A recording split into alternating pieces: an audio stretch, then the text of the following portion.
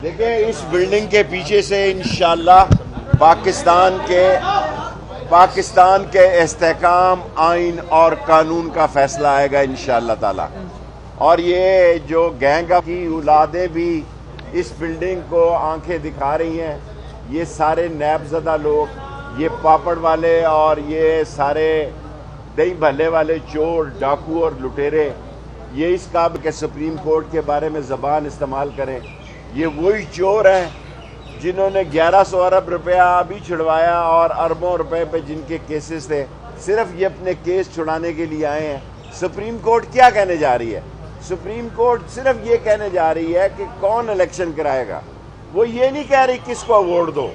और राजनपुर में कल इनको पता लग गया कि इनका कफन दफन, तजदीद और तकफीन और सारे सियासी दुगनी वोट से ये हारे हैं। हालांकि उसी खानदान को उन्होंने वोट दिया है।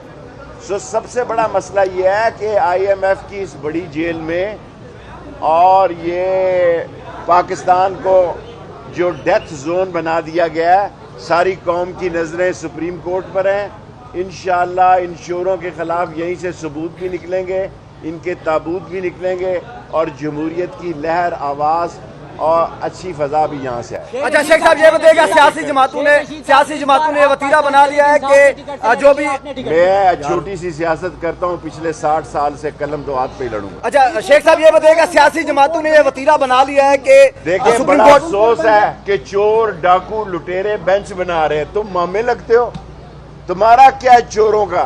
तुम कौन होते हो बेंच बनाने वाले? ये सुप्रीम कोर्ट के सर जी, ये अब आप मेरे बच्चों की जगह में, आप सुप्रीम कोर्ट के चीफ जस्टिस का फैसला है कि कौन सा बेंच बनाता है। ये चोर, लुटेरे और डाकू ये कहेंगे कि ये बेंच बनाओ कि क्योंकि ये हमारे फलाना हमारा रिश्तेदार है। ये उसी तरह 1997 में इन्होंने हमला किया, उसी तरह रात के ये सुबह नाश्ते इन्होंने गवर्नर हाउस और पंजाब हाउस में दिए। इसी तरह ये जजों को तकसीम करना चाहते हैं। इन्होंने मुल्क का सत्यानाश कर दिया।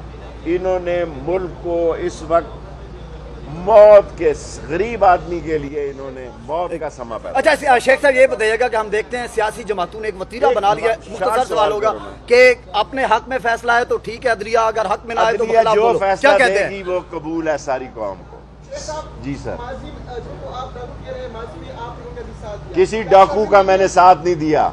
जहां तक मैं रहा, सच्चाई के साथ रहा। 16 वजारतों में अगर कोई केस निकले तो सबसे पहले हाजिर हूँ, सवाए एक मैं रमज़ान की 27वीं को जाता हूँ और वो जाऊँगा, वरना पाकिस्तान में हूँ, जेल में ससुराल हुआ हूँ, जब कहें फिर चला जाऊँ। चलिए, थैंक यू।